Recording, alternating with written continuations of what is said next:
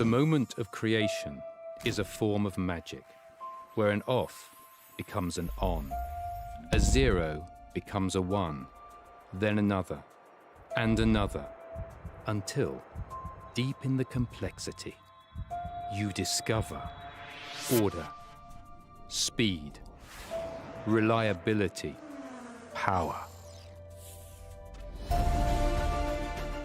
Experience the WD Black NVMe SSD.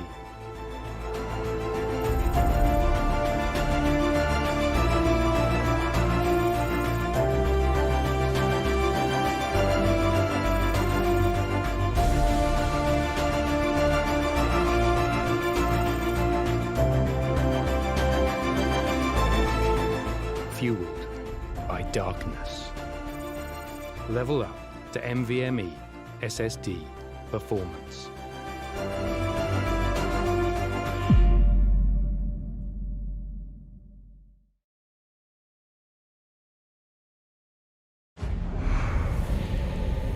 Numerous forces aimed at the Earth.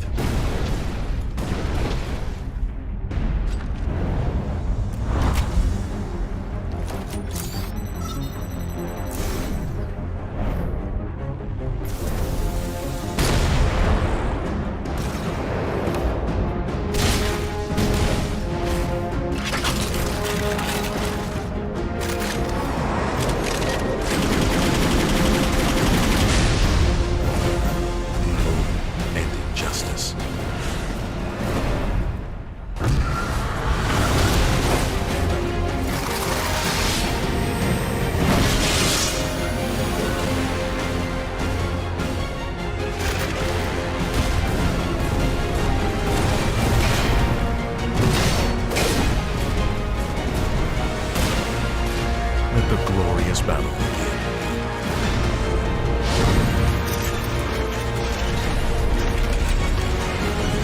Geared up for victory.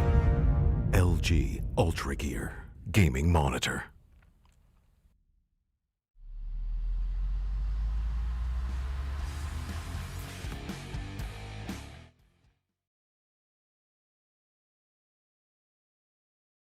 Hello everyone and welcome to the WD Black, the Esports Club League for Rainbow Six Siege, powered by LG Ultragear in association with Act Fibernet, Zotac Gaming and Games the Shop. This is Season 4, Day 4, Match 1 of the quarterfinals matchup to witness the matchup of almost Walkover, who's going to be going up against Dauntless Esports on a map of Cafe Dostoyevsky. I'm your host Baba Gusta. With me I have my co-caster Blackjack and our overpowered admin Mr. Reenborn. So without further ado, with each and every of the players in the lobby keeping ready, and we will soon be in the game file. So Jack, it's been total of 4 seasons.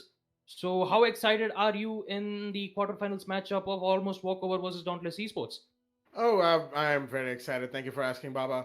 Of course, this is just the qualifier phase, mind you, the quarterfinals of the qualifier phase for all of these players, all of the teams that will be going into matches today. All of them are fighting for that Division 3 spot. It's not going to be easy. There's going to be a lot of challenges ahead in each and every round, as Dauntless Esports versus Almost Walkover is going to be happening on a cafe. As I believe there is already a meme happening of the cafe qualifiers in Season 4, if you will, because we've had quite a lot of matches on this map. There we go. We've got the ready signal coming in from the side of Walkover. We're just waiting on Dauntless Esports to say, give us a confirmation right here, and looks like they have. Well, they? No, not yeah, quite. Yeah, okay, we did say, yep, there we go. I mean, they're about to be, so yeah. There we go. So, all the readies are in. So the match between Dauntless Esports and Almost Walkover is going to be underway on the map of Cafe Dostoyevsky. Almost Walkover are, of course, attacking, and Dauntless are defending. Both of these teams have been on stream before. In fact, I believe Almost Walkover was... no, they were not on stream, actually. Wait. Oh, no, they haven't been on stream yesterday, so I can spare myself looking through all my data, but not the ban phase here, that is. The Thatcher is going to be taken off the board. A very standard ban right here. Thatcher being, is pretty much, as Foxy likes to call him, the new Jackal of competitive bans. It used to be Jackal at 1.2 got banned every single time, but now it is the Thatcher who gets banned pretty much every match. Oh, speaking of the Jackal, there he is. I mean, no matter how many times if you try to say that Thatcher is the new Jackal, Jackal eventually gets banned from the beginning itself. With both of them down, I still believe Nomad, Sophia, Capitao, three of them are still in play. But as you see on the defender side, we are seeing a Maestro ban. So I believe on the defense side, there may be a higher possibility where they're going to ban at least a Valk or another anchor operator here. I mean, my best guess would be a Valk instead, because Valk provides huge amount of intel. But there you go. Mira being banned on the defense side, both of the anchors out in play. So with that, we're going to be ending our ban phase and we'll resume our first matchup where almost Walkover is going to be going on attack as Dauntless Esports is going to be defending. I believe it's going to be on either Bar, because there we go. Bar is one of the most traditional way to open up their way on just to be on the site, because there's the highest possibility for the third floor bar, the kitchen, and I believe the reading room and fireplace room, which gives them higher possibility for the defenders to win. And with that, with that, we're going to see the rosters of almost Walkover. We have Spaceman, Zujin, Jinx, Gypsy, and X10. And on the side of Dauntless Esports, we have Avid, Bang, Sinkin Donut, Hussein, and Noctis. With that, I am really excited to see what's going to happen. And already we are seeing a 6-pick where one of the attackers has just switched in from Defenders, Ash. protect your bombs from being defused by attackers. Well, the Ash, of course, is one of those operator picks you see quite a lot, primarily due to her sheer utility power and gunfight potential. Primarily, just off the back of her R4C, which is a really, really powerful gun. Even to this day, the major changes it has had, like the damage reduction and, of course, a few changes to its recoil. The ACOG was removed. It really hasn't changed how Ash mains like to play, the legend of the no-brain Ash main, the no-brain all-aim Ash main is still a thing. It's going to be interesting to see whether or not Spaceman fulfills that particular legacy today. Because Ash, of course, can be used as a utility op in a way, with flashbangs to deny my magnets and Jaeger ADSs, and her breaching charges for soft breach. Ash is basically, thanks to her main gadget, excuse me, a soft breach operator. So, some teams like to run the Ash for that specific reason. Meanwhile, from the side of Dauntless, we're seeing a fairly standard hold, although Avidwi still reinforcing the piano double wall. He might want to get on that a bit quickly, because if a repeller comes onto the piano window any second now, Zujin could have, if he had gone to the right window right there, but unfortunately he didn't, and Avid was going to get away with enough time to even place down his mute jammer to stop the side of the attackers breaching this wall. At the very least, until the IQ, that's our X10 right there, gets down on the second floor, as the flashbangs are being thrown in by Zujin towards Cold Room. Looks like somebody has been spotted in there. The Ash, meanwhile, pre-firing away towards the cigar shop. Not gonna find anyone, mind you. Singing Donut, holding down towards the side of Dark Spot.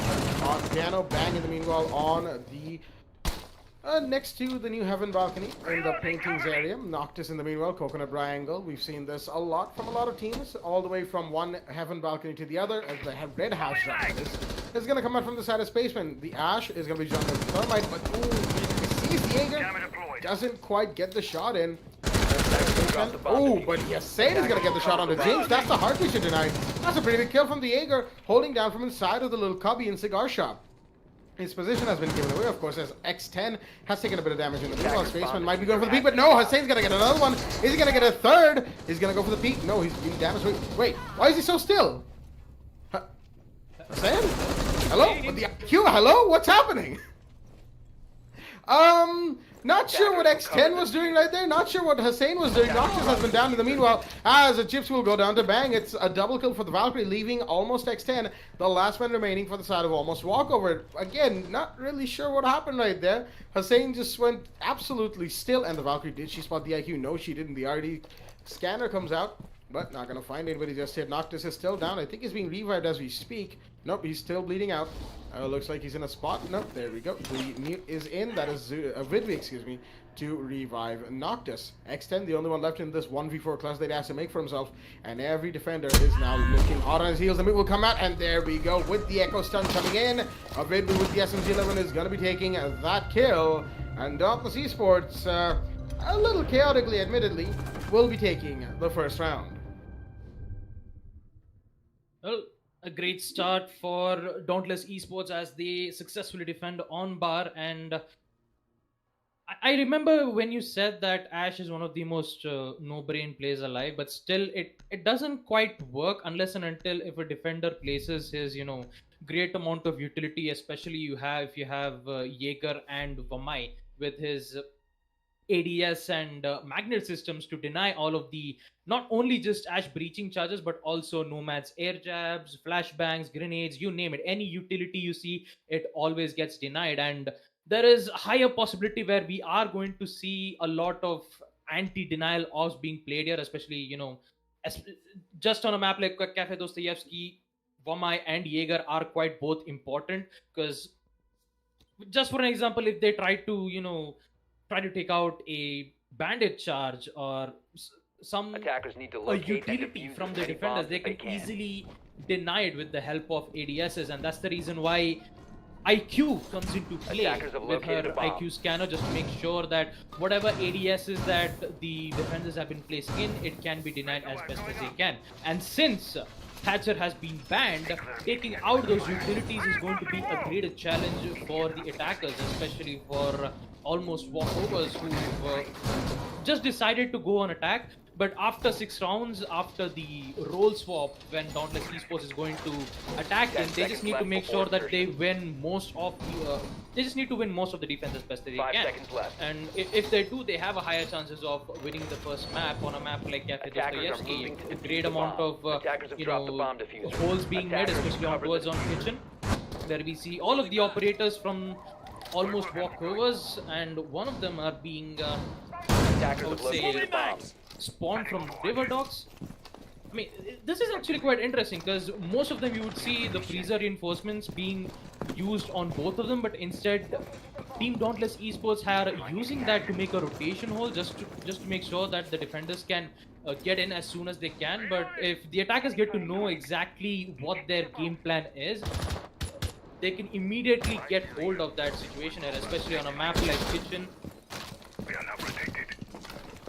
It's going to be really difficult for almost walkovers to do it. There you have it. Drone works coming in from the attackers, and Sophia, I believe, is just going to get in from the bar, taking out those mute jammers. The mute jammers. He's just basically droning out just to make sure that he won't be able to find any roamers being currently situated from the third floors and the second floors, but still he still needs to be careful on Avid, who's currently been playing from the bakery, and no, not from the bakery, I would say from the freezer. Well, with that, slowly gaining cover, and they are going to do their exact work, which is called as gaining vertical control, as Sledge will be there to use his hammer to open up the floors of the train museum. Eventually both of them hasn't even get any of the kills just yet. It's just a waiting games now. Like all they do is just drone out, find out exactly where the exact location is. I mean, look at that. Sinkin Donak is just waiting for the exact moment to peek in, but this time he still needs to be careful here. Spaceman and the Jinx, both of them right outside the bakery window, still needs to be careful. One of the Goyo shields been taken out from Sledge as he uses his frag grenades to hopefully try to get another Goyo shield, or maybe an operator who's currently being situated from the bakery itself. But still, Wamai getting spotted from the bakery. Instead, he still needs to be careful because he needs to be careful on both the angles. But Dang will be there to provide cover. Hussein, on the other hand, gets the first frag, and what a wonderful grenade there from Gypsy, taking him out. I mean, look at that. Already a lot of gunfire being placed from both the teams here. Sinkin Donut rotating back just for safety precaution measures, and he will succeed in that, leading to the attackers getting the control on the bakery. But sad to say that they have one of the hard breaches, that is Hibana. She's going to use Spinal pellets 15 to seconds make left. an angle, but she won't be able to get in on the site. The time is running out. Echo's Zotac drone will eventually spot the location of where exactly Zofia is. Gypsy taking out 5 Avid. seconds remaining. Noctis on the other end taking out almost, Walkover. Gypsy getting a triple kill, and there you have it. Operators, Dauntless you are out of Esports time. winning round 2. That was a really good defense there from Dauntless Esports. Very much so, a good defense, mostly playing on time wasted from the side of almost walkover, getting their intel in, getting gathering information, and then going for the utility denial. But unfortunately, it looks like the intel wasn't enough from the side of Walkover. They were taken down in too many numbers, too many clusters, so to speak, around Bakery and the red carpet hallway, eventually leading, of course, to the round loss. With that being said, round 3 is going to be in play. 2-0 is the scoreline, and we do have a Montaigne being brought in. Nope, he's going to be 6 pick out for the IQ from the side of X10. Second floor reading room is the site of choice, and this is going to be interesting because just like maps like Clubhouse in when they're played here at the Esports Club League for Rainbow Six Siege, we see the third site is always where, if it's a 2-0 to begin with, then it's the third site where the attackers start to get at least one round in, then maybe 2 rounds equalize, maybe get a lead.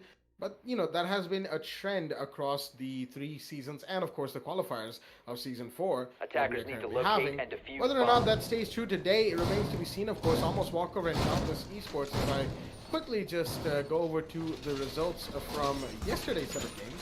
Almost Walkover took on Nat, and they did win 7-1.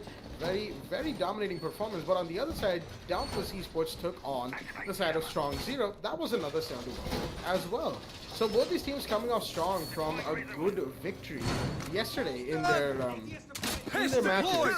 And it's going to be interesting to see which team tries to come off with a dominating performance here. So far, Dauntless Esports in these 2 rounds, they've come close, fairly close for that matter.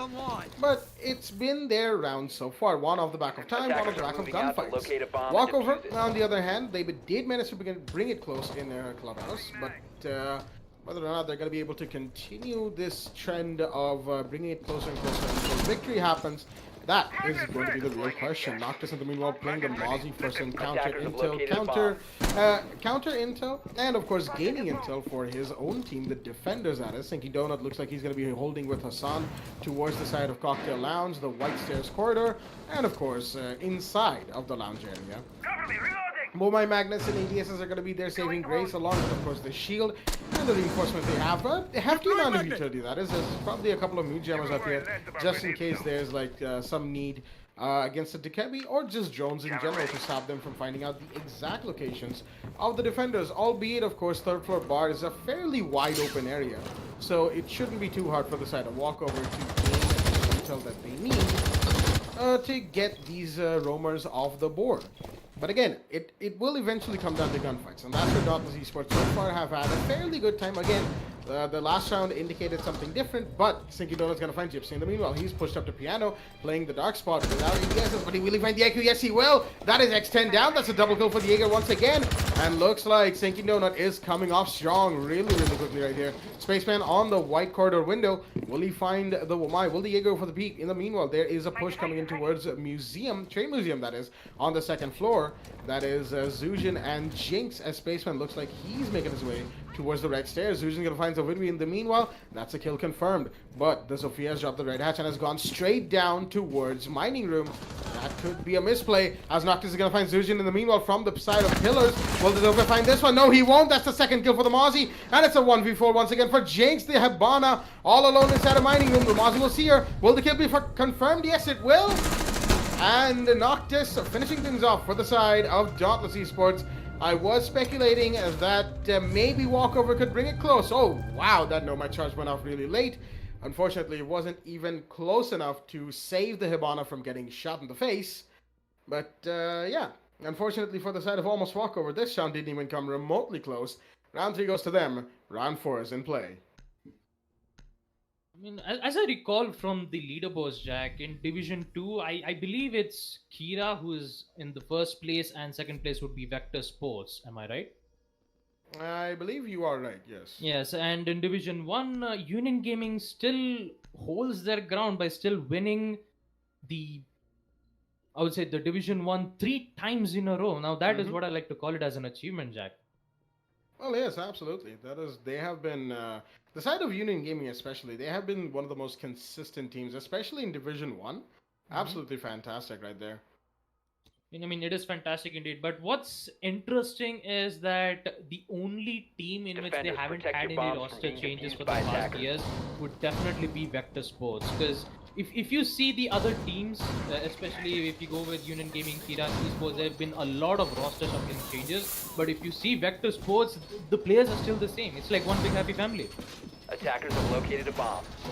Well, I mean, it was open season for roster changes just before season 3 began. There were a lot of changes, lots of orgs picking up different teams here and there, just like Union Gaming. Like before season 3, they were just a different roster entirely, and Quantum 10 seconds 1 remaining. was the roster that we are talking about as Union Gaming right now. You know, for anyone who may 5 have seconds missed left it. So before insertion. it was open season, but of course season 4 is now in play. There have been a few Attackers' roster changes objective here. is There, to you know, defuse just the some bomb. after effects, some aftermaths of open season 3, shall I say. But yeah, given everything that's come off, now we're going to be looking at what these teams bring in. You know, if any of these teams are prospective for Division 3, maybe, who knows, we could have a surprise candidate who just blitzes their way into Division 2 in Season 5, but the Season 5 is a long way away. Right now in Season 3, as Hussein taking the damage, with the pistol out, of course, trying to beat Whiskey Window. Not exactly a good idea right there, my man. But he's going to get away with it for the time being. Third floor bar is the side choice.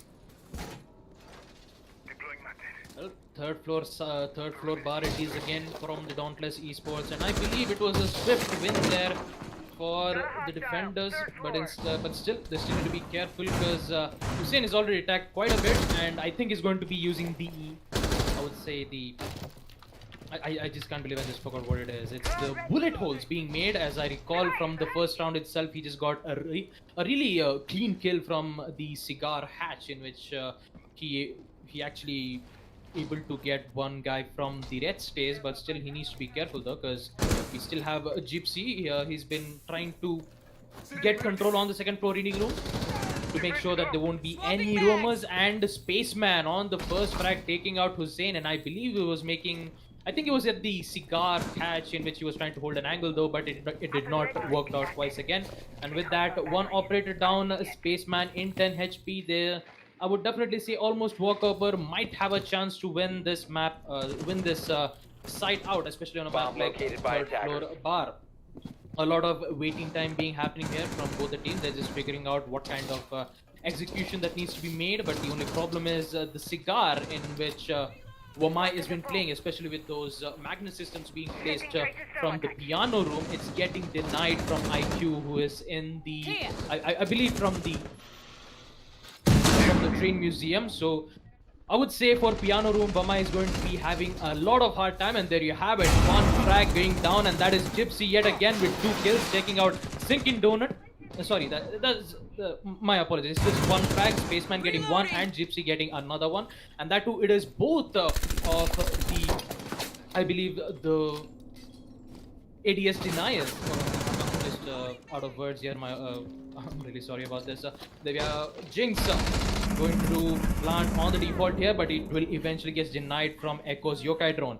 He's going to wait for another time yet again, but bang! On the other hand, taking out Spaceman from the freezer room itself, and the Dauntless Esports trying to gain the current situation up in hand on freezer, but we still have X10 from the rooftops, and there you have it. Walkover with a successful execution from the third floor bar will eventually get their hands on the third floor bar, which was a really good execute from Almost Walkover. Absolutely, a good execute from the side of Almost Walkover. It did collapse in and of itself going in towards bar, especially with the Echo Drone still being alive and denying the plan. That was Jinx the Hibana going for it. And if the Echo, that is, if he had won that gunfight instead of trading with Sledge, then that round, I'm pretty sure this round would have gone in favor of Dauntless once again. It was very, very close, and Almost Walkover really only winning out because Gypsy managed to trade with the remaining Echo. I believe, oh yeah, the Valkyrie was taken out from Skylight as well. So the Nomad was still alive. She could have gone for a push if the Sledge did go down, but with time is really a big constraint for the side of the attackers, especially towards the end of the round.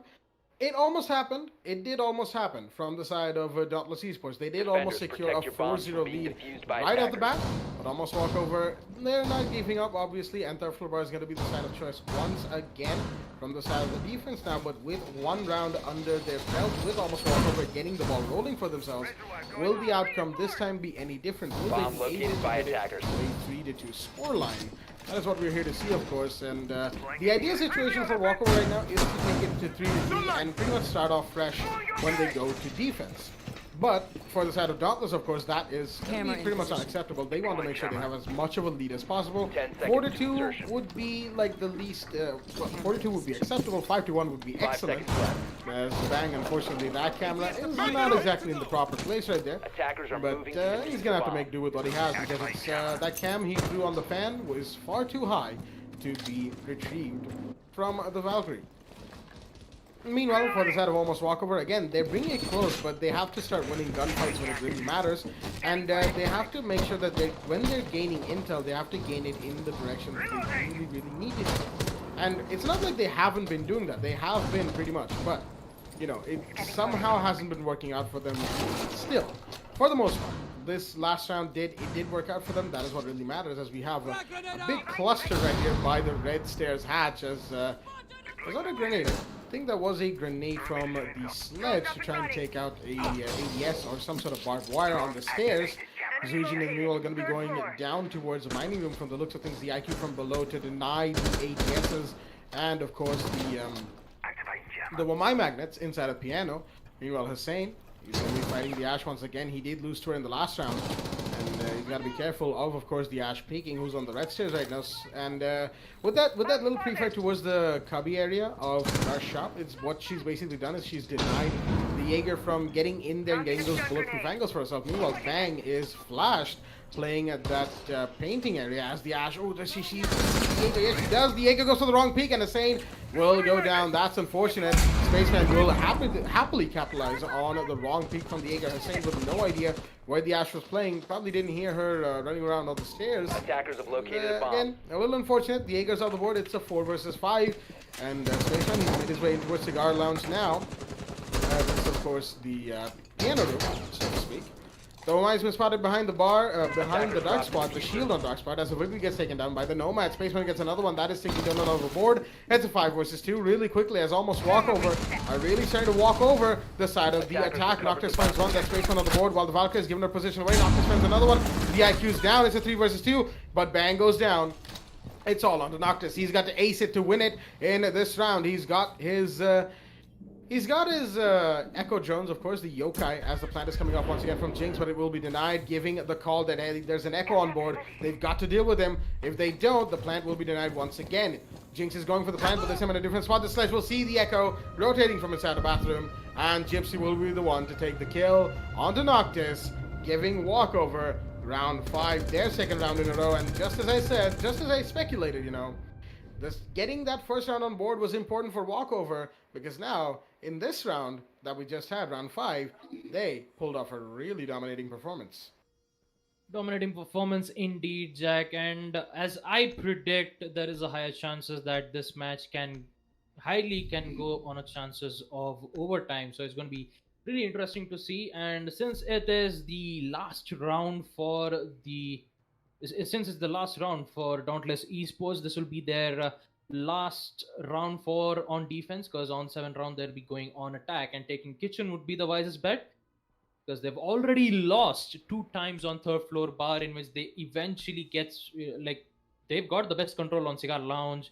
They've immediately got it under control, and with that, getting on kitchen is going to be the only viable option here for Team Dauntless Esports. And we're going to be seeing a 6th pick, as Ash is going to get 6th pick from the Sophia Spaceman. So when I see the previous round, it's always like Spaceman going up against Hussein. There are some matches where there are some points where Hussein actually won gunfights against Spaceman, and Spaceman did exactly the same, and vice versa here. But the way how the match is going on, with a lot of utilities being placed, especially from the defender sided, they are the attackers. Almost Walkovers are eventually gaining the control by taking out the utilities first, with the help of Zujin, who's playing as the IQ, to take out the ADSs, Vamai's magnet nades, and get immediately control from the Cigar Lounge. Actually got the job done for Almost Walkers here. But this time with the Dauntless Esports defending on kitchen is going to be a very tough hold here, because as I recall, they did win on Kitchen on second round, in which it was a huge, I would say, a lot of chaotic rounds. Like one round, it was like a back and forth kills from both of the teams here. With that, you know, with the same positionings being placed here from Dauntless Esports and a Goyo shield being placed up, I believe a vertical control will be done from none other than Gypsy. He's just going to gain control from the train museum. He's going to open up the vertical controls, which is currently being situated either from the kitchen or from the stairs. He can be able to easily take out the deployable shields of the Goyo's shields. And look at that, one X Kairos pellet being used, and it will eventually be denied here. It's quite interesting to see, because there are absolutely 3 players who's holding an angle from small bakery. But Vamai still needs to be careful, because he is exposed on one angle, which is quite surprising, because it's quite impressive to see. And whoa, that's a really great shot there from X10, taking out Hussein, who eventually made a melee hole from the bakery, and he will eventually pay the price. Husan going down, and with that, Sinking Donut needs to be careful on both of the angles. One would be the entrance of the bakery as well as the small bakery. Look at that, the pings being spot on, and the push is coming in from the Nomad, and he'll eventually get the head of Wamai, and he will eventually get a double kill.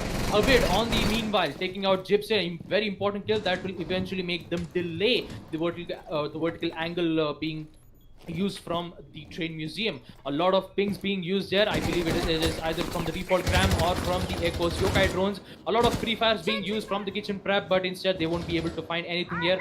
And I believe Hibana will be there to use both of his Kairos pellets to open up the bakery walls. I believe he can eventually be able to get access from the bakery. One C4 being used doesn't be able to find one, but still you have Goya with a Nitro C4. He can be able to use it from surprise, but it doesn't work out. Avid, triple kill. He is on a roll here. But he won't be that much, because he is the only operator remaining currently, and he needs to clutch this one out on a 1v2 situation. He still needs to know that there are 2 players who's currently being situated from the bakery. Sees the head, and he'll eventually take a vid and gets a quad kill. Seconds to go. Just Noctis remaining here. Angles being opened up. He doesn't know exactly where the location is. Pings being found out from Nomad. He still needs to be careful. He has to go for the frag. Goes to the vault in. Sees the head of Echo, and he will get it. X-Gen with the ace, as they will win round 6, as almost Walkover will eventually make it 3-3 on favor to nobody. Wow, that's what I like to call a best ace that I've ever seen in my entire life here. That was certainly a very, very good performance from the side of the Nomad right there to finish things off for his team, get the clutch in that situation. Time was ticking away. The Echo was alive. It was a 1 versus 1 that needed to be won, and that definitely just happened, as well, that will of course be making its way towards the qualifier highlights that we will have at the end of the week. But more on that later, as now round 7 roll swap is in play, which means Walkover will be going to defense and Dauntless will be going on the attack. Once again, very well played to Walkover. They have in fact managed to equalize 3-3 against the side of Dauntless in this match on Cafe Dostoevsky. And it has been absolutely wonderful to see them perform this well. But they've got to keep it up. They've got to keep the momentum in their favor. Third floor bar is going to be the site once again of choice, a default site, if you will, from the side of Walkover. Not really trying anything too fancy outside of the fact that the castle is in play. I don't think we saw a castle in play from the side of Dauntless first defense, in fact. Not as far as I remember. We had an Echo, in fact. The rest of the team was pretty much the same. We always had an Echo in play from the side of Dauntless. This time we're going to have a castle and a smoke from X10. So those are the 2 real teams. All those lines of sight from inside of the dark spot in Piano all the way towards the painting area of the new Heaven Hatch. That's another standard angle, mind you, an angle we see a lot of, and an angle that if the attackers manage to get into Piano is usually used against the defenders. Excuse me. As some final touches to the defense are going to be put in from the side of Walkover. They definitely want to and will require themselves to win out this round to get their to transfer their momentum over to the defense. Noctis meanwhile on the IQ for the side of Dauntless. He's going to be a very, very important player. So will the rest of them. Of course, every single member in an attacking team or a defending team is pretty much very important. But Noctis, there you go. That's why he's got the RD scanner. Should have probably scanned out the Mute Jammer underneath the window, protecting that castle barricade from being breached. He could go... No, actually, that one he can't take out from below because the piano is on a bit of a stage. It's sort of raised up and it can't be shot from beneath. But Hussein, it looks like he really wants to save his impacts on the Zofia lifeline. He's going to melee out the castle barricade. He's got the time. There we go. The melee's in. He's going to see the other one, but he knows that there's a Womai playing here, along with, of course, ADSs from the Jaeger. Flashbangs will be thrown in. The Spaceman has been flashed, but managed to make his way back towards White Corridor as the Mute Jammers are going to be broken, as will the castle barricades. There you go. The Zofia and the Ash in tandem doing a lot of work towards the side of Piano to clear this out for an attacker push. Though my Spaceman in the meanwhile actually all the way down in VIP corridor. That's White, and he will find one. That's Bang off the board. The Nomad goes down. That's a pretty big kill, but is he going to go for another peek? He's very low on HP, and the Zofia knows where he is. He's going to go for it, but no, he'll be taken off the board. That was an ill-advised peek right there, giving his life away and equalizing the man count. That is Hussein with that kill onto the Womai. X10 in the meanwhile is pretty low on HP himself. He's got to be careful of which fights he takes. Zujin, or as we have called him before, Quadjin, because of the amount of quad kills that he had a couple of seasons ago, I believe, is on the second floor right now. As more shots being fired, the deployable cam is what's going to spot where the attackers are. That's Castle with the deployable cam, and not, of course, the proximity alarms, interestingly enough.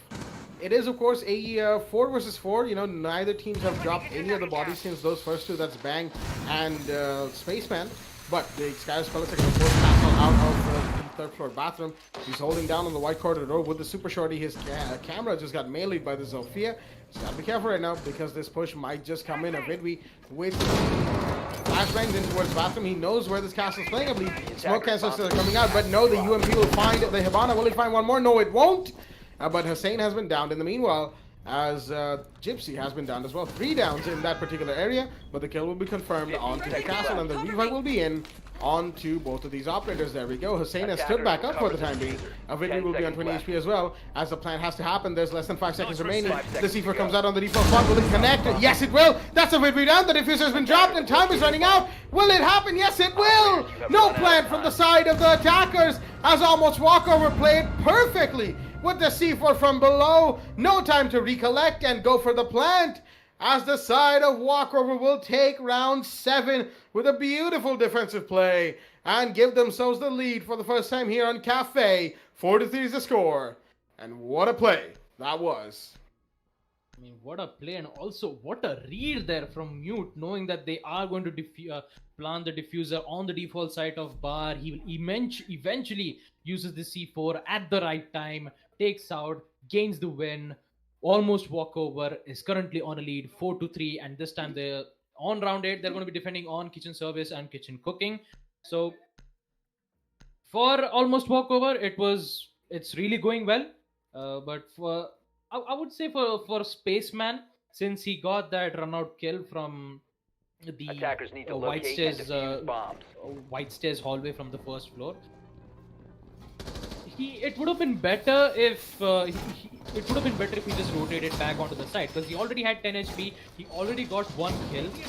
So if and that too, he only got 1 kill from the attackers, and with the kill that he did, and eventually he didn't get the second because Bang was there to go for the trade instead. Dauntless Esports were almost on the opportunity to get a hold of that current situation, but unfortunately it didn't went out thanks to X10's beautiful read. If that C4 did not connect, however, it would have been a really bad, I would say, Attackers moving out to locate a bomb and defuse it. a really bad mistake from Almost Walkovers, but still the mistakes have been, recovered on such a short span of time, as we will proceed on to round 8 with Dauntless Esports on attack. And yeah, it's the same setup yet again from Almost Walkovers. Womai playing from the bakery and Zujin playing from the hallway of Red Stairs. Zujin, the only objective for Dauntless Esports is to gain control on the bakery as best as they can, but they still need to be careful on Jaeger, who's currently being situated, and also X10. It's quite surprising to see X10 using the MP5 rather than using the shotgun. Yes, I understand, because shotgun is quite overpowered when it comes to short range, but when it comes to mid and long range, it does not quite work it, and that's where MP5K works pretty quite well. A lot of minutes being wasted as the attackers are going to drone it out. Two of the concussive nades have been immediately denied, but Avid will be there to take out Spaceman from the bakery. Even though that distraction from Zofia, even though two of the utilities from Zofia has been taken out, the kill, they eventually get the kill, but still they need to be careful from the main corridor, because I believe there are two operators, Mucha and the other guy, going for the previous C4, doesn't read, and eventually he won't be able to read the Sophia's movement yet again, as Sophia is going to move on, but that is an insult added to injury. Zofia taking out Mute with his own, See you on the other side. I believe, by his own C4 being opened up to make an angle there, but Gypsy on the other hand will be able to take out Bang, just to get rid out from none other than Sinking Donut here, as he gets the control from the fireplace hall, in which they can be able to go for, I believe, a vertical control there. But with that, a lot of minutes being wasted, and Zujin and Jinx, the only two operators remaining for almost walkovers. The only objective is for them to make sure that they can waste the time, and with that, one of the smoke vape canisters will be able to take out, as Zujin will be able to take out Attackers have Hussein. located a bomb. Huge aggressive push coming from Hussein doesn't work out. Noctis on the other hand will finally claim the kill on Jinx, as Dauntless Esports will finally retaliate back, as they will win round 8 on Matt Cafe Dostoevsky. Well, looks like the side of Dauntless Esports are not giving up, and rightfully so. They shouldn't give up, because this match holds a huge amount of possibilities for them. If they do happen to win this, of course, they will be one step closer to getting into the division stages. They've been trying for a long time now, but so have almost Walkover. You know, they've been through a few roster changes here and there, but they have been giving it their all way back since Season 1. Both these teams have, for that matter, and it would be very interesting to see which team makes it to Div 1 this season, Season 4 of the WD Black Esports Club League for Rainbow Six Siege. First floor kitchen is going to be the side of choice once again from almost Walkover. They had a few issues right there. They had a few hiccups. And even when it looked like the 2v4 could be potentially clutched out, it wasn't, Attackers because, need of to course, locate and Dauntless defuse as Esports many won bombs their as they can. gunfights when they really, really needed to. And it really just does come down to winning your gunfights towards the end of the round, of course. If it comes down to a bloodbath of gunfire, then yeah, winning your gunfights is a very important aspect of Rainbow Six, but so is having the game sense and overall knowledge of the map you're playing, or where potential defenses could be, where rotates are, and just overall a good game sense is really what separates players who work on aim and players who work on both 10 aim seconds and to skill. go.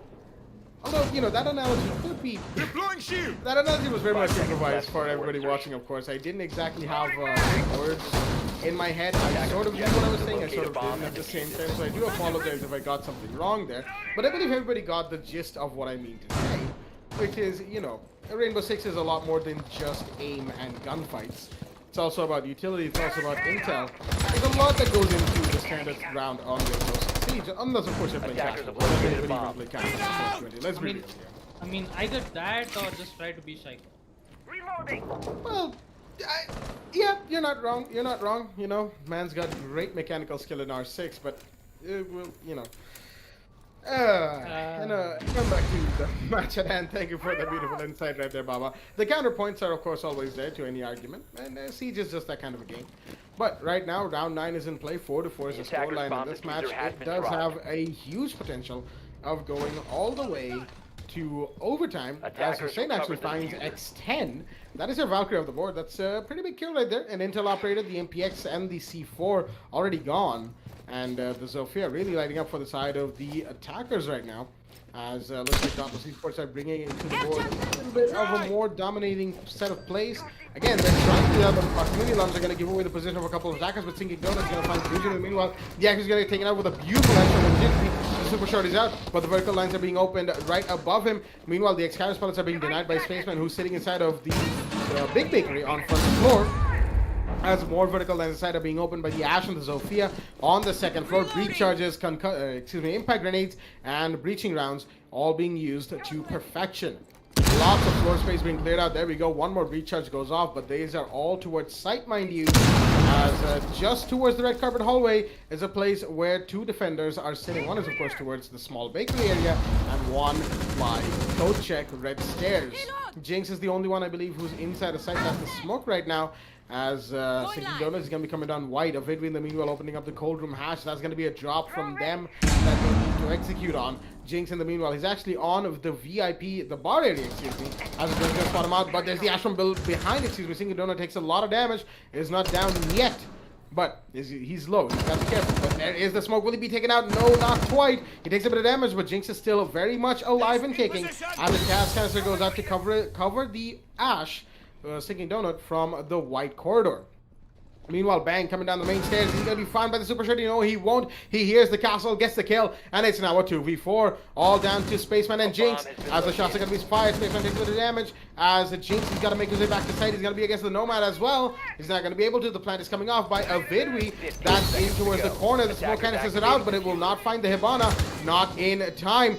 There goes Jinx. It's all down to Spaceman in a 1v4. He's got to make this happen, but will he be able to, or will he be spotted and taken out too soon? He's going towards the cold room window right now. There is an attacker right behind the bomb, but he doesn't know, and there's the peek from the red carpet hallway from Hussein, I think that is. Yes, it is. The Zofia to finish things off, and of course the smoke was down, so his kill was confirmed to the Hibana. In the meanwhile, and that, ladies and gentlemen, is Dauntless Esports taking back their lead, going to 5-4 on round 10. They are indeed taking back the lead, but it's a short lead. It's not that much because almost Walkover can immediately get this on their hand, because we already seen them performing oh so damn well on defenses, especially on a site like Bar and Cocktail Lounge. Castle did worked out, but this time I believe team almost Walkover has decided not to take Castle instead and decides to take Goyo, which is also quite great because he is basically Attackers quite similar to Smoke, because if Smoke uses a gas canisters to eventually waste a lot of time, you have Goyo's shield to also use it to waste the time, and also you can be able to gain the upper hand because of the deployable shield. But it also works on both ways, but still Goyo is considered to be good when it comes to not only wasting a lot of time but also getting great amount of kills. And he has a great amount of weaponry. He has a Vector SMG and also a C4, which is quite handy. I mean, we already saw almost I would say Dauntless Esports with the amazing C4 being placed. I believe it was X10 who was playing as Attackers are moving out to locate a bomb and defuse. Did I just confuse myself? Wait, was it X10 who made that C4 out of nowhere, or was it Dauntless Esports? Now I'm just starstruck. I get this starstruck each and every minute, Jack. It's like I'm just going into second stage of Amnesia or Tara Zameen Par. Oh, never mind. Look at that. Sinking Donut taking out Spaceman. That's quite an important kill here. Taking out Jaeger. So I mean, that's the the R4 carbine off the board, and also one operator out, and that too on the early minute of the round, which gives Dauntless Esports a wonderful opportunity to not only gain control of the round, but also they can use their time as best as they can. As we see three of the operators, Zujin, two from the freezers and one from the cocktail lounge, holding especially from the angle of the piano room is quite weird, because if they're holding on one specific angle, getting that is going to be quite difficult here. Sinking Donut getting in on the piano room.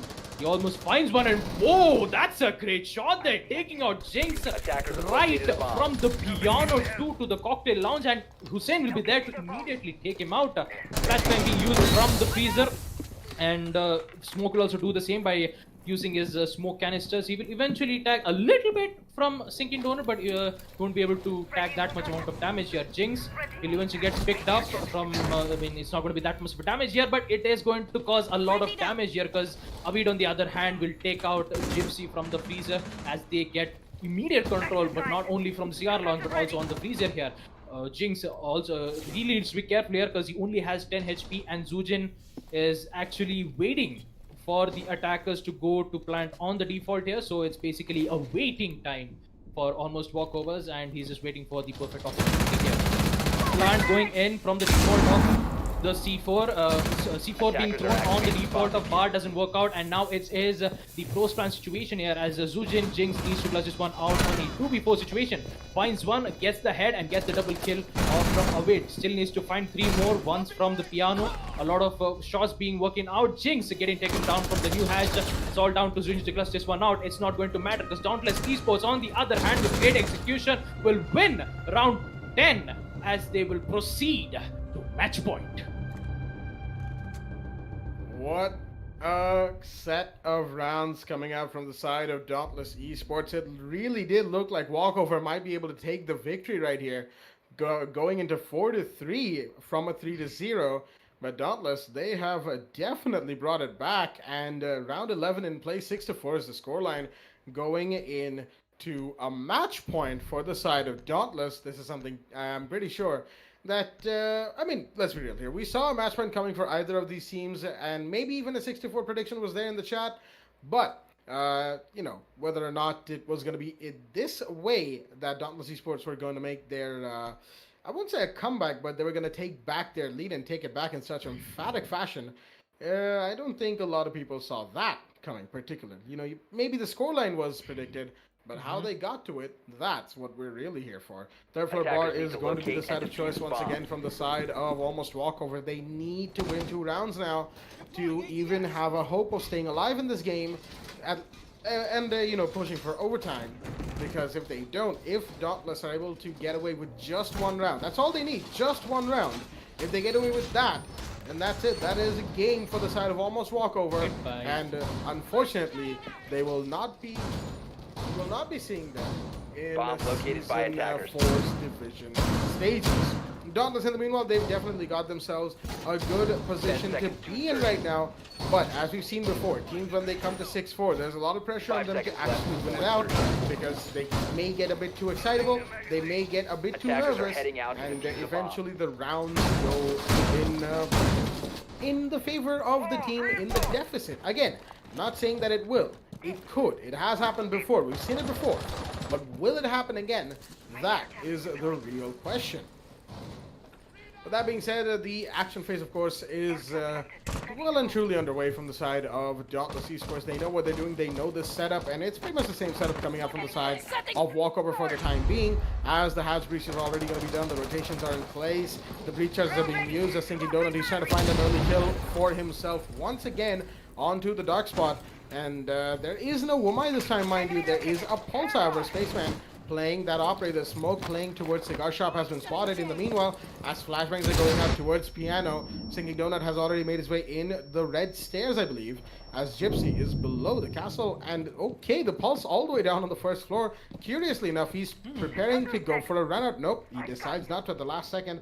Looks like they need him elsewhere, and Spaceman's going to make his way back towards Kochek. Oh, maybe he wants to run out this door. No, he doesn't. Where is he coming up from? He's coming up from the brown stairs. All right. He's got to be careful of having balcony though, because the hatch has been breached. However, Sinking Donut, he's on a completely different area. He's inside of the wishing window of Piano. The shield is broken inside the dark spot, and Jinx, the Ella, who was playing behind that, is being forced to push back for the time being. Noctis, in the meanwhile, playing towards Cigar Shop. The proximity alarm gave away his location, or somebody's location. I'm not sure where that proximity alarm went off on. The Pulse on the second floor now. He's scanning from below. The Nexus comes out, and there we go. But Zujin is actually the one to get the kill onto Vidwi, and Hussein has left the game. Oh, that's unfortunate for the side of Dauntless Esports. They have just lost 2 operators in a very bad position, but oh no, a bad rotate comes out from the Jaeger, and Zujin will go down. Noctis will be more than happy to take that kill. Pulse still scanning away, more than enough himself for his teammates. He's going to fire from below. Sinking Donut, so much damage is downed, and will the kill be confirmed any second? Now the heartbeat scanner comes out. He's going to see the slow movement, and the kill should be confirmed. Not quite. Spaceman, you're very close to taking the Ash out, and if Seeking Donut goes down now, then Dauntless Esports will be in a bad position. But shots are fired from Jaeger. What a headshot from Spaceman! He's gonna confirm while the revive is coming off, but he'll pull back for the time being as an XD gets dropped in chat by Noctis, because he knows that right there is a beautiful shot. Sinking Donut with a one-tap in the meanwhile onto X10. Beautiful shot across the room, but now Almost Jinx gets one more. That's Sinking Donut off the board. That's the refrag, and it's all down to Bang. And a 1 versus 3. Will he be spotted on the cigar shop? Shots are fired, but no, the UMP will win.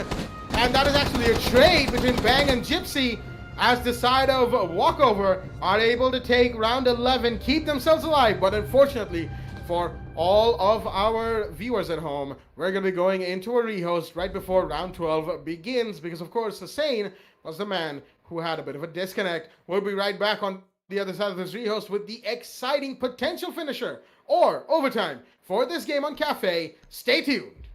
Jesus.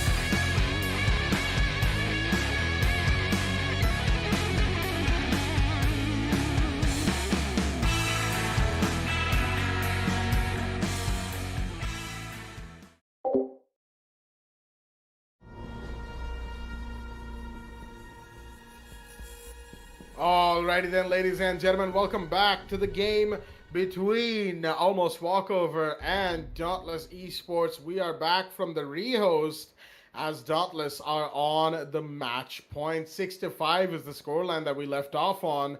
And of course, we've got all the players back in the lobby. It was the rehost from the side of excuse me, Dauntless right there, as Hussein was the one to leave, unfortunately. He had a bit of a disconnection, of course, but he's back, and so are we here on this match, the first match of Season 4's Qualifier Day 4, as the 6-bit comes out onto the Vigil of the Pulse from X10, as this is, of course, round 12, a very, very important round, because both teams, they basically have to win one round from here to progress on this match. Of course, if Dauntless Esports win, they will be winning Cafe Dostoevsky. That'll be it for the game. That'll be it for Almost Walkover this season. But if Walkover manages to win this round, then they will be pushing for overtime and give themselves a new, fresh chance in winning and going Defenders, forward in the protect your bombs qualifiers from and being potentially defused by Division attackers. 3. They're still gonna have a few more games after this, mind you, but potentially getting that Div 3 spot on Season 4. With that being said, Baba, this match has been very exciting. Do you think we're gonna see overtime?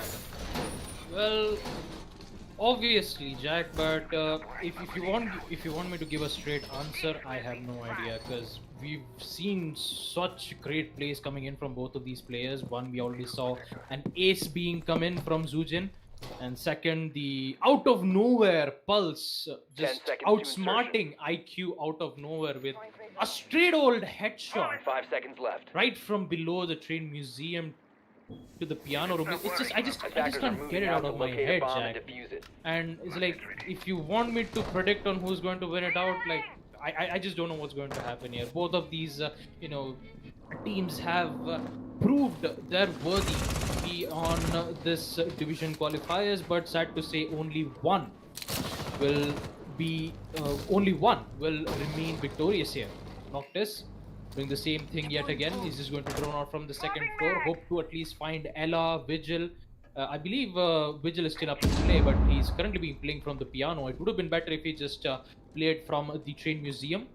But instead, Zujin and Gypsy will both be defending from the second floor. One would be either from the train museum, and the second would be at the pillars. So basically, from the pillars, he can be able to try to take out an operator from who is immediately gone, has arrived from the new hatch. But instead, Spaceman will be there to take out Awid, a really straight kill. And for Almost Walkers, it's a higher potential for them to put this to overtime. I mean, it has a higher possibility to go for an overtime, but Sinky Donut will be there to take out Zujin. Very important kill indeed. A lot of early frags being made from both of these players, but Sinking Donut still needs to be careful because he has around 15 HP left, so he needs to make those shots count.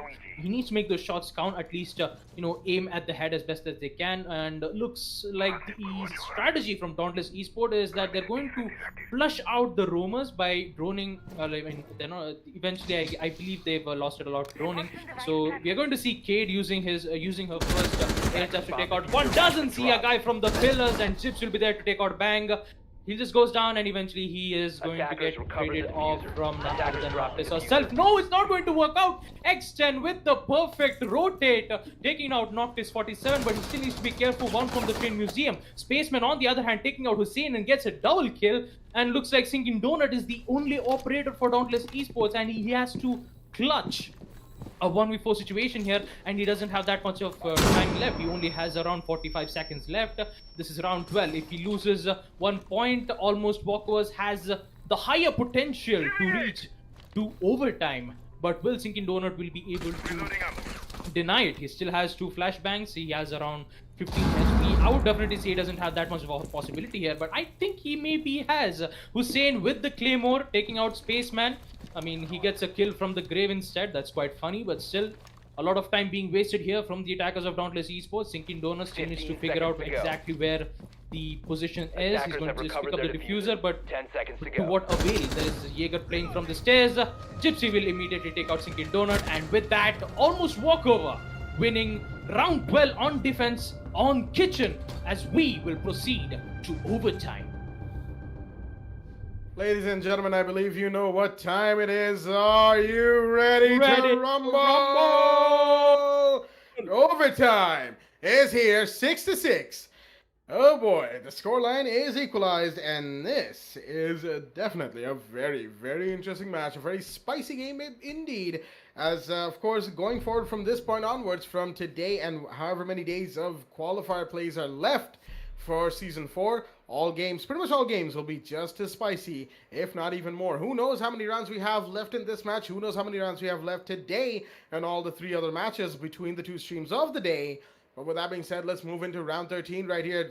2 6 picks coming out from the side of Dauntless and Walkover. 1 out of the smoke into the Valkyrie from the side of X10, and Noct is actually bringing in the Montaigne instead of the IQ. Very interesting right here. We've seen a bit of a spike when it comes to Attackers need to locate and Montaigne defuse plays bombs. recently, and with and to good use for the most part, We've had some really good pushes with Montaigne players, you know, with good cover from their teammates' coordination being one of the key things to making a Montaigne push happen. As Bomb James in the located by meanwhile, attackers. and now of course third floor bar being the site. James in the meanwhile going to be making some rotations in and around site.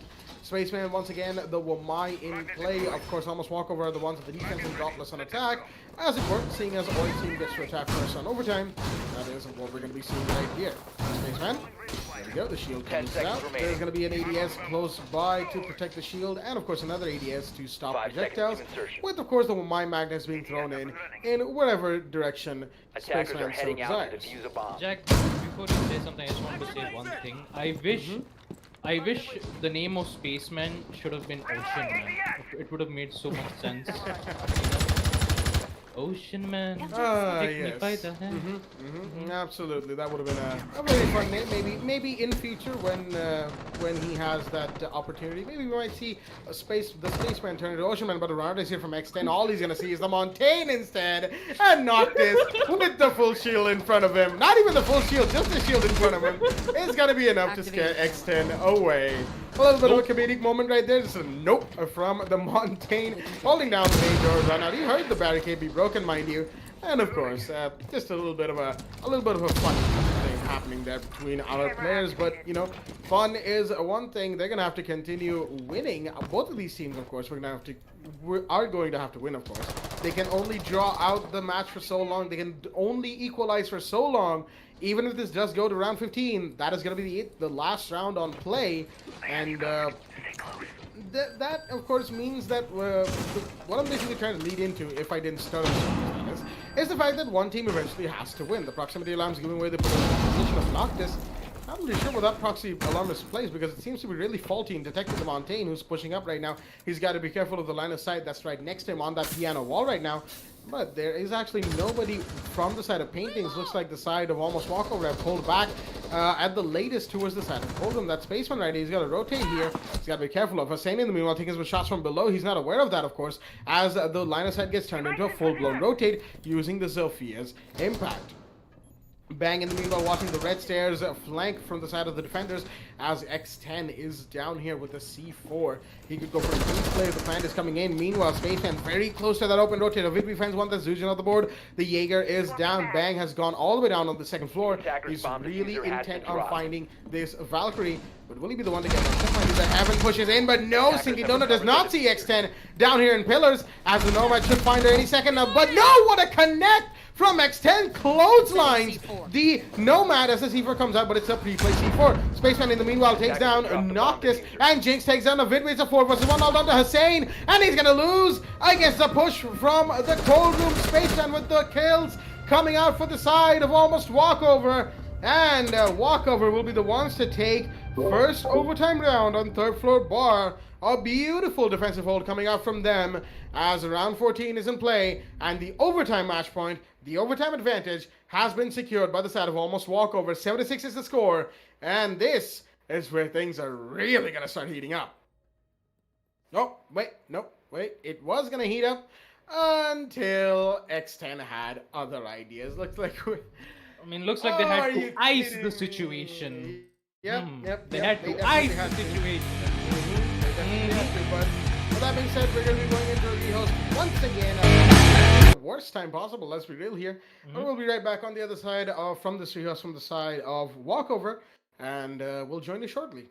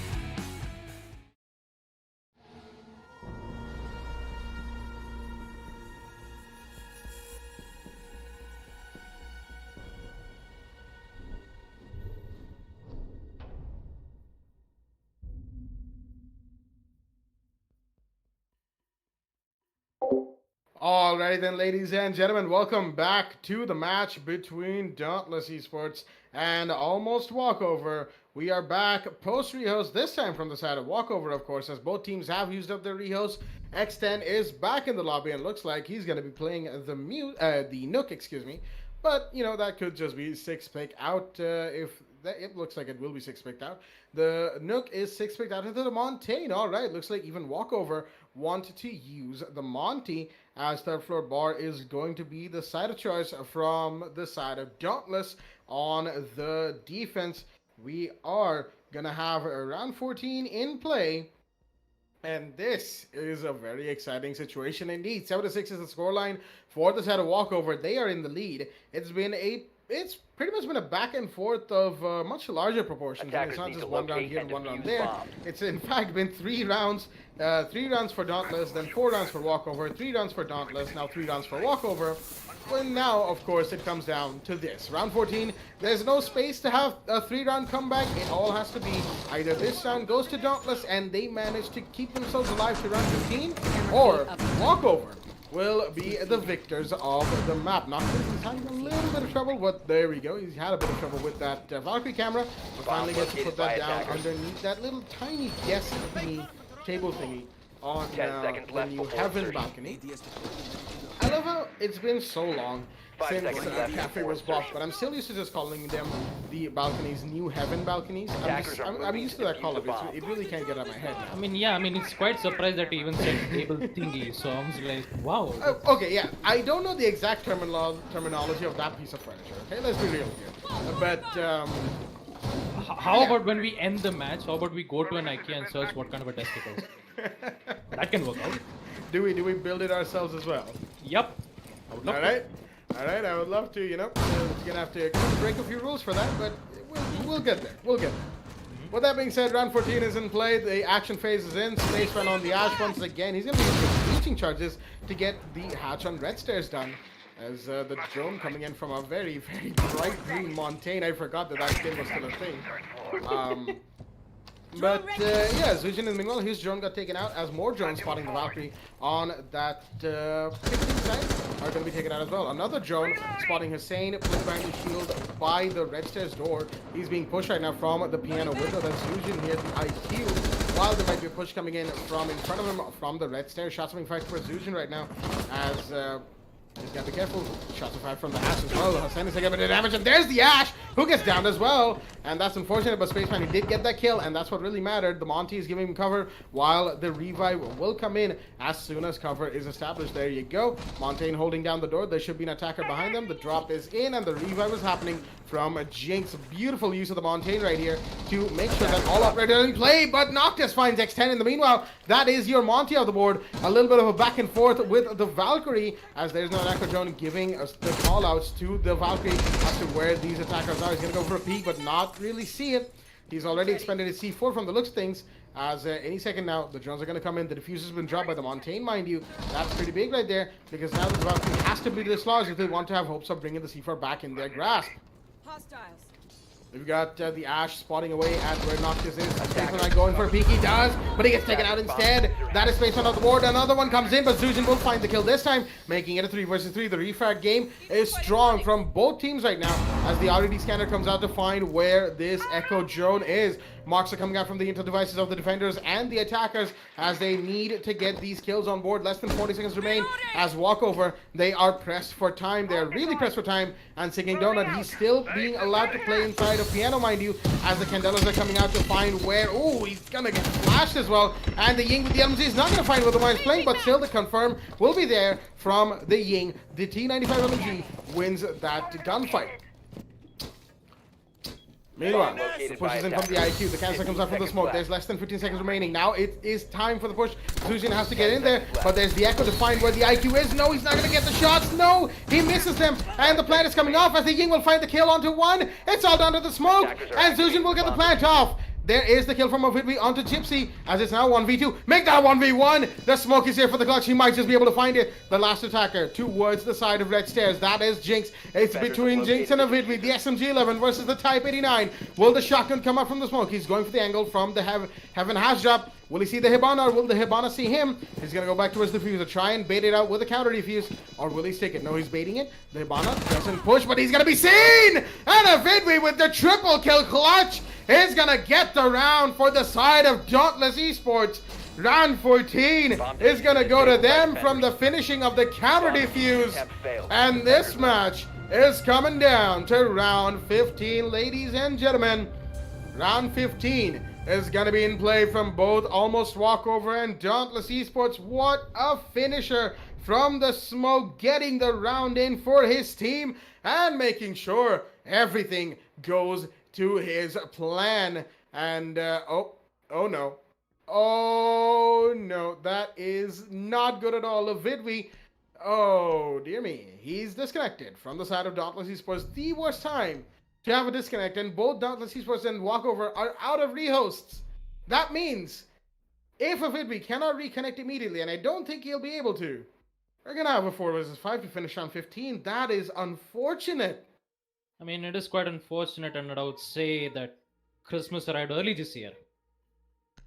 I mean, get it, because you know, Almost Walkover had a Monty skin of the Christmas. I'm a great I'm great at making cringe jokes. So Attackers need to locate. oh, don't and worry. defuse bombs. Foxy has his dad jokes. You have your cringe jokes. I'm somewhere between the two of you. You want to hear a dad I think joke? we balance this out. I think You want to we hear a balance dad this joke out. right now? I don't think so. I mean, I would love to see a dad joke. Just one. Just hear me out. What is the downside of eating a clock? Reinforcements in place. It's time consuming. Alright, Cringy Baba here. So, you can continue, Zach. Yeah. All right. Alright. 10 seconds left. Yes. The silence right there. Anyway, 5 round seconds. 15 of overtime is in play from the side of Almost Attackers' Walkover. They're going to be on the objective is to defense locate a as bomb and Dauntless defuse it. are faced with a very, very unfortunate situation. The disconnect happening from a Vidwi right after that clutch is going to leave them in a bit of a spot, mind you, because the 4v5 on round 15, where both teams are giving it their absolute all to win out the match, is not a good situation to be in. And Dauntless, they're going to have to try even harder than they otherwise probably would have from each of these 4 attackers. They've got to make this round theirs, as the big bakery push is actually going to go down without an issue. Noctis is going to get the hard breach done onto the prep room wall, because of course the wall inside of kitchen has been electrified. That is Spaceman with the bandit. But the peaks are going to be coming in any second. Now drones are going to spot where the Legion's playing. That's Zuzian right now. And there's a small bakery push coming in as well. Sinking Donut with the Legion mine in his shin. As there is actually no defender on the second floor as well. Looks like everyone's on first floor. Except for X10. He's just popped in on the red stairs right now. He knows that there's a push coming in from the small bakery. Gypsies joined him on the second floor. In the meanwhile, as Hussein has just dispatched another impact grenade from the Zophia's lifelines. Singing Donut in the meanwhile, oh, he doesn't know that there's a vigil on red stairs. That's going to be a big kill, as X10 will happily take that. And unfortunately, that leaves Dauntless in a 5 versus 3. The breachers are coming out from Hussein, as he's going to pick his drone to make sure he has that intel device. But shots are fired from the Jaeger inside of pillars. That's going to give the Zofia enough intel as to where he's playing. But there's shots from the vigil on top of red stairs as well. But he's going to pull back. Hussein hasn't lost that much of HP. Worried about. Meanwhile, another hard breach comes in from the Thermite.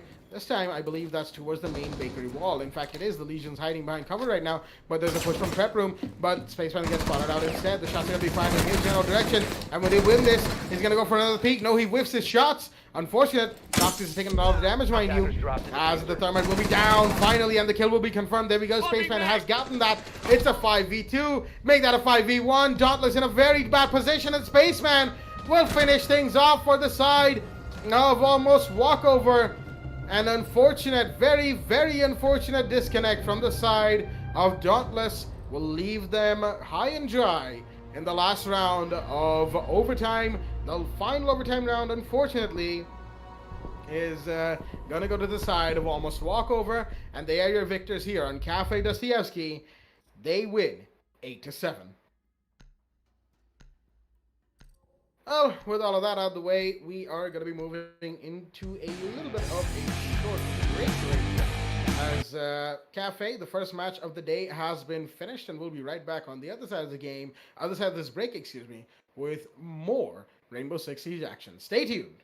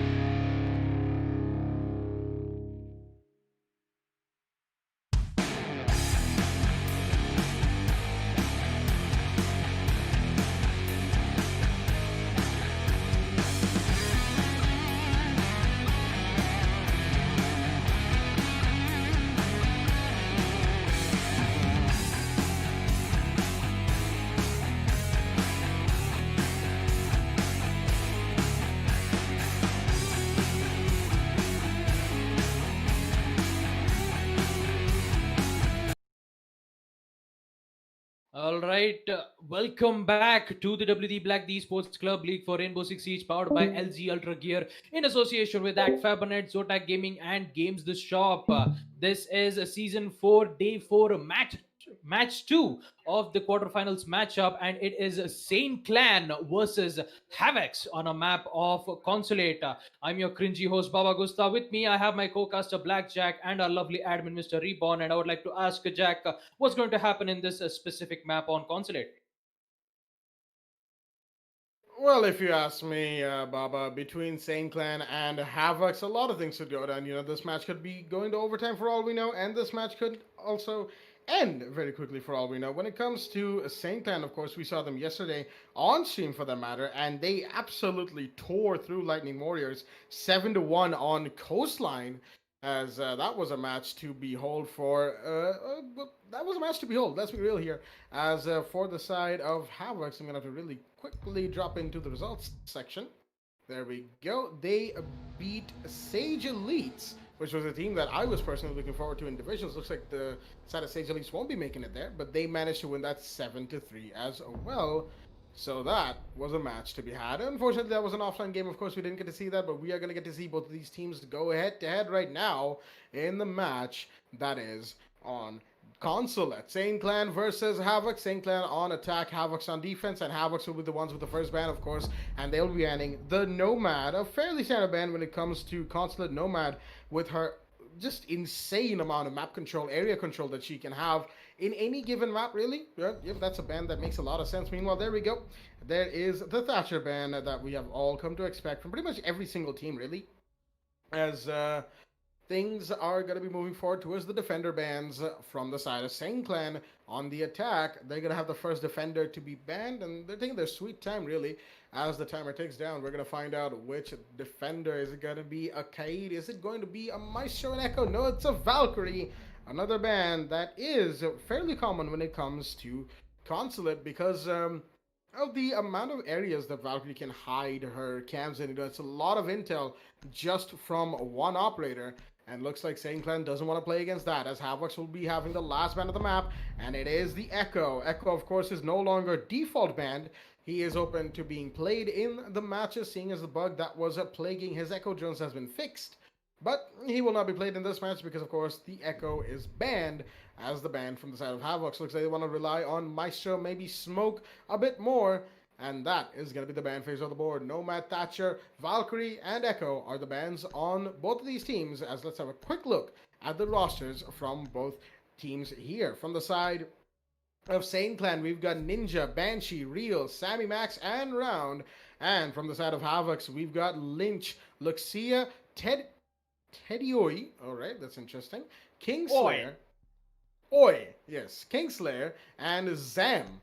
That's like an emphatic Z, the double Z. Zam. I mean, it's maybe it's a Shazam. Who knows? Could be Shazam, but well, Shazam. Something that is definitely surprising, so to speak, is the fact that we are going to be going to first Attackers floor need to lobby. I locate believe and I saw. defuse as Yes, many we bombs are as they actually can. going to first floor lobby on round Attackers one. have Very discovered the interesting pick location from of a Havocs bomb. on the defense right here.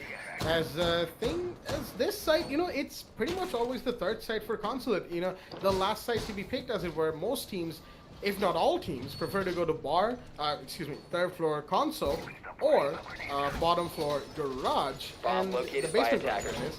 And going into first floor is sort of like always the afterthought for all teams across the board, for the matter, when it comes to Consulate. Don't get me wrong, first floor lobby is definitely a very, very defendable site for that matter, especially with the current meta of 5 Rainbow seconds Six to go. Siege, so focused on utility over most Attackers' of the objective games, is that to defuse a bomb. but going to lobby definitely gonna take us all of us by surprise. I'm pretty sure Sane Clan is gonna be thinking of what is up, as Tedioi is gonna be going for a peek out of the Visa office door. And it's a very sneaky one right now, but will he see any of these operators? Not quite. Both of them on the drones, but no, he's gonna go for the movement. And Real will see that he saw the open door. He was peeking it behind those barricades. And he's gonna get the kill. Tedioi goes down early, and that is your visual on the board. The K1A, and of course the cloaking device no longer in place on the side of the defense. Sports. Havoc has lost a big player early, as Luxia is going to be doing some intel gathering for now with his heartbeat scanner all the way down in Archives corridor. Meanwhile, Banshee is already here on the admin, as Zam is going to be the one to get round. That is round out of the round for this round. Lots of rounds. As Luxia makes his way back down service stairs in the meanwhile. He's going to be heartbeat scanning all over the place as the Smokes SMG-11 is struggling to find this Joan that's spotting him out for the time being, and that is giving the attackers a lot of intel. Sammy Max is very close to this rotate here that the Smoke has for himself, as the shots are fired from the windows of meeting, as well as the push from Visa Door. The push with the efforts coming in, and there we go, the triple push, and the Jaeger will be here to refrag onto the Twitch. That's Sammy Max on the board. Zam with another kill for himself, and he will get another one onto Long Desk. That is a Banshee of the board. That's actually a trade between those two, and that is, of course, Zam down as well. That's a pretty big kill right there, but now it's between Maestro and Pulse to clutch it out for the side of Havoc, and between Ninja and Real, the Jackal and the Thermite, to clutch it out for Sane Clan. Some final bits of droning coming out from the side of the attackers as Luxia is making his way towards waiting room right now. He's in connector, very, very close to these attackers, as, of course, the hatch breach is in from the Thermite. The hatch of Piano was reinforced, I believe, as he's going to be trying to find where the Maestro is playing. But Maestro, of course, isn't even in Piano for that matter. Jackal's going to be trying to find footprints, but it's a little too late for that, as the plan is going to come down from Rio. There's the Maestro Evil Eye to stop him from going for that scare him off, as the Pulse will not see the Jackal. Yes, he will. That's one kill. And will he get the other one? The drop is in. Yes, he will get the final kill and take out his heartbeat scanner just to style on his opponents as the attackers drop, of course. That is Havoc taking round one on Consulate. First floor lobby. Looks like it was the right choice for them on Consulate. Well, that's one way to take Sane Clan out of nowhere there. Havoc's winning their first site on lobby, and this time they're going to be picking up on basement, garage, and cafeteria. I believe what Sane Clan thought was with Thermite being played, if they did take the site on console office, I believe it would be a push from the admin. But since Havoc's decided to take lobby instead of console, they had to figure out a way to get control on the situation as best as they can, and that kind of confused on what kind of approach that they have to go into, and that's the reason why Havoc's caught them off guard. And with that, one lead for Havoc's, they're going to be defending on Garage. Attackers have discovered the location of a bomb. I mean, we've seen a lot of garage plays being made. The only problem is there are multiple pushes that the Sane Clan has to do, and one they would either open up the walls of the sorry, I'm just getting a little bit off track here.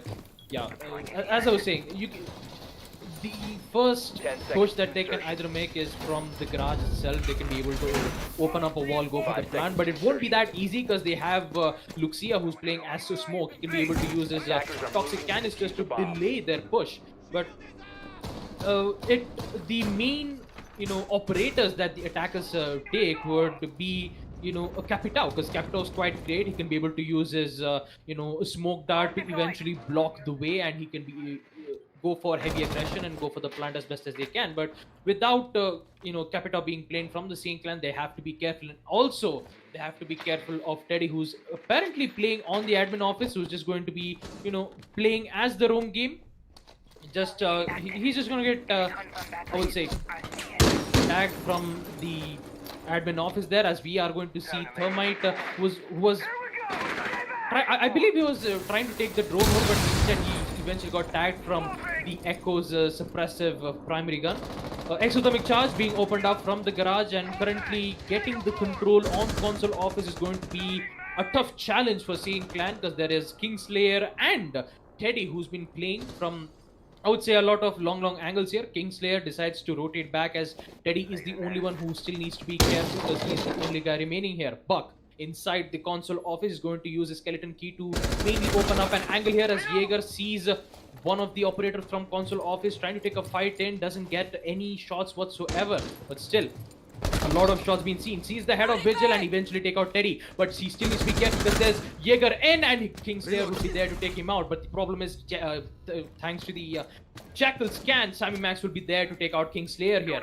Two of the roamers eventually gone. A lot of time wasted, but will it suffice for Team Sane Clan? Because they've already got the control on the second floor. All they need is to use, go for the execute, get the control on the piano room, try to at least get try to get a vertical angle here, as we see Jackal and Buck, both of them droning it out, trying to find out exactly where the other location is. I mean, we see a lot of time being wasted here as we are on the 50-second mark, which using his shock drones just to find out the exact location of where the ADSs is. So, I mean, if there is a lot of ADSs being placed, they can at least be able to use a smoke grenade.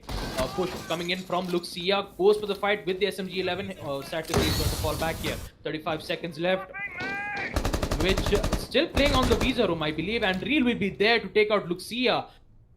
A really great kill there, as he still had one of his smoke canisters, and with that smoke canisters not being in effect, Sane Clan might have the opportunity to push in. Doc, who was playing from the stairs, will be able to take out Sammy Max with 3 operators remaining from Sane Clan and 10 seconds left. Lynch will take out another one round from the yellow stairs. He sees the diffuser guy, gets another one. Still needs to find the last one who's from the cafeteria. Goes a lot of fights, switches for the shotgun. He eventually doesn't find it because Havoc's... That was a great kill there from Doc, as they will win round 2 on a side on Garage.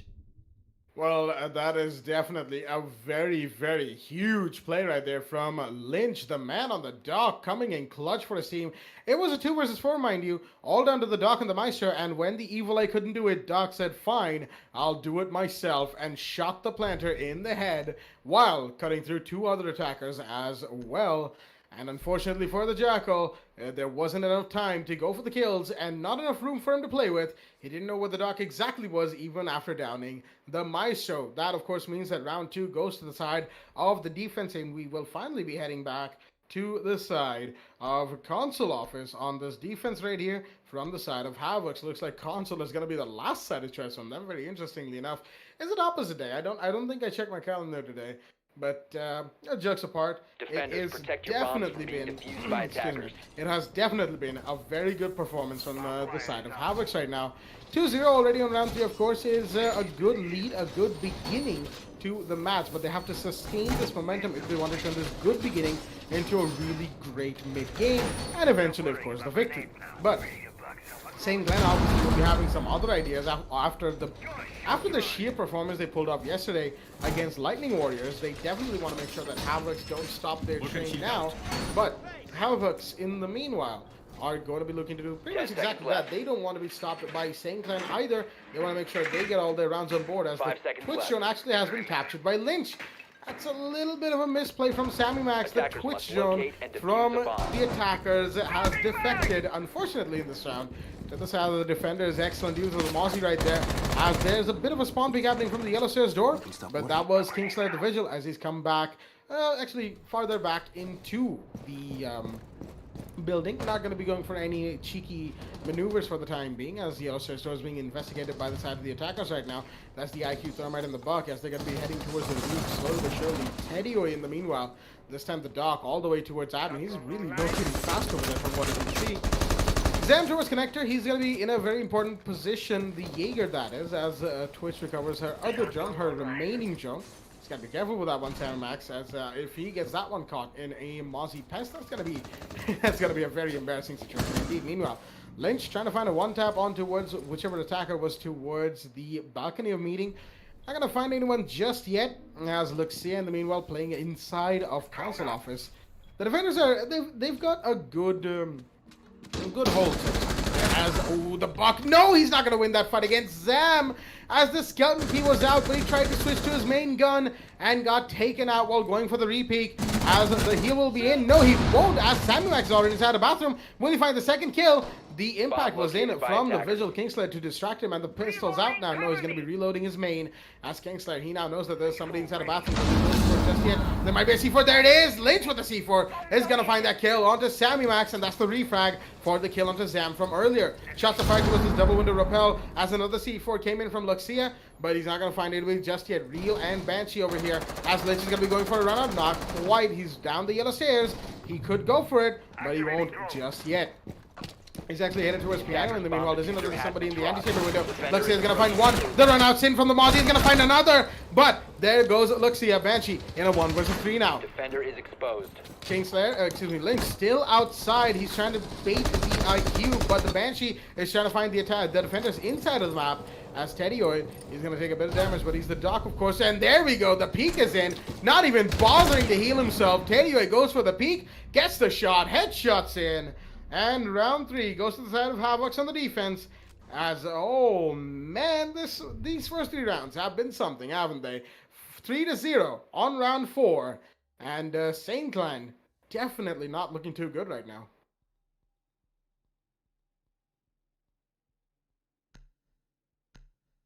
Oh, Jack. I mean, it is quite expected since there is a Nomad ban, so there is a higher possibility of going for a run out, because if you especially on a map like Consulate, going for a run out is a higher possibility to get a great amount of kills if there is an operator who is rappelling either from the connector window or from the console window, which it will give the defenders a wonderful opportunity to get in. And without Nomad being banned, it would have been a Attackers tough, need to locate and defuse really any tough bombs they can. situation for the defenders, especially on a map like Console, because it's quite popularly known. So for the attackers, so what maximum they would do is, at least, you know, they would arrive from the admin. I mean, we don't see a lot of you know, pushes being happening from the admin window, but instead they would just, you know, stick it in with the console office.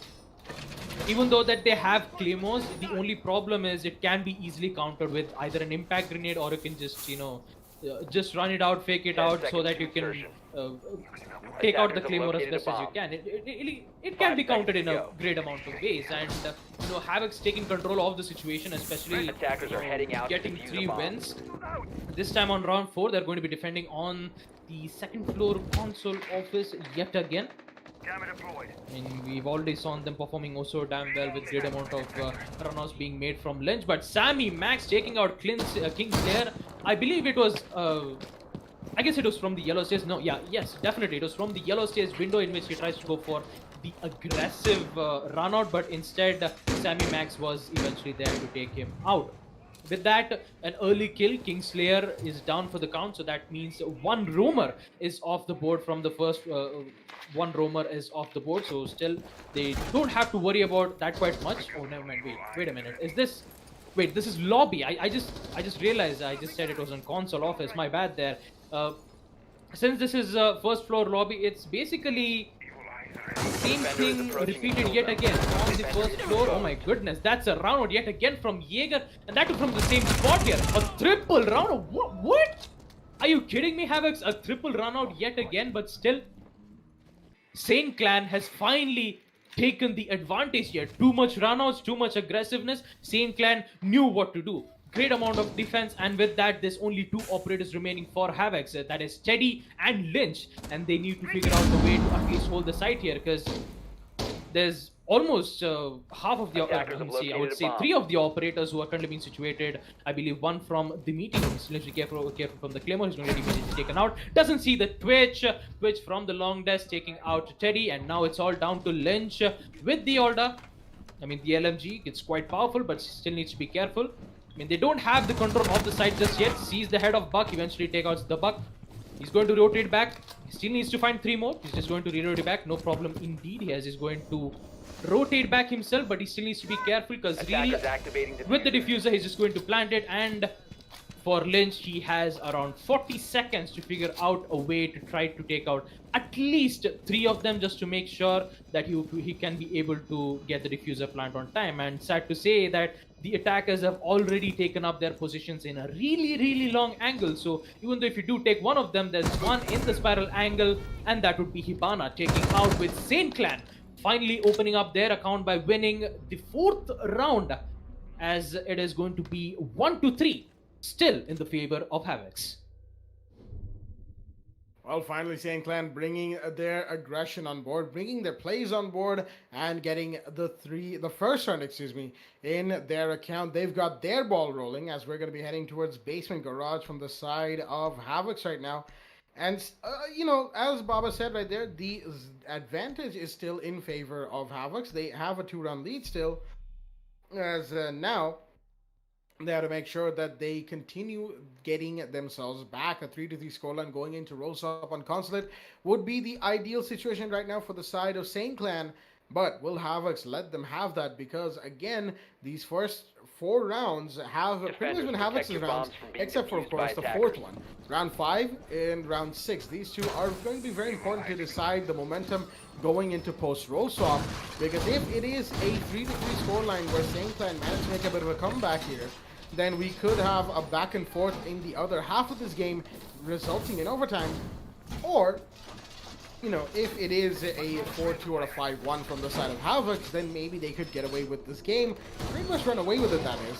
Although, either situation is very likely. Overtime or non-overtime, that is, those are the only 2 broad results from both of these teams that we are going to be looking for.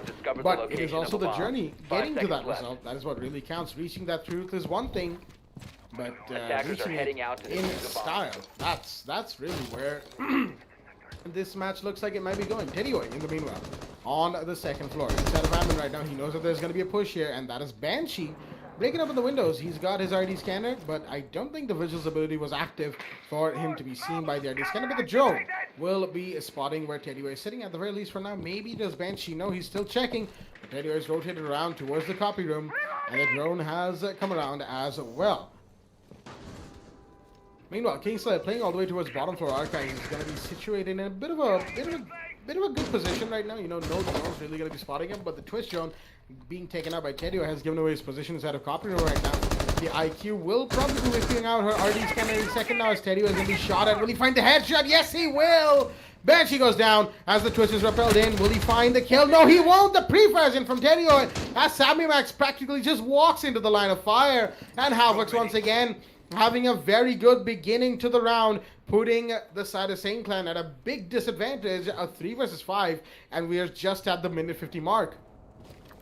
Meanwhile, the main breach has been done by the side of the attackers. Real has gotten his job done, but to what avail? Round and Ninja are still on the roam clear. They got to find Luxia and Tedioy, who are still on the 2nd floor, mind you, as the Buck, oh dear me, he's gonna lose that gunfight. Lynch, in the meanwhile, has been downed all the way towards sight as the round goes down. Now, it's all down to Ninja and Rio. Probably the revive will maybe come in any second now onto Lynch, and that will leave it a 2 versus 5.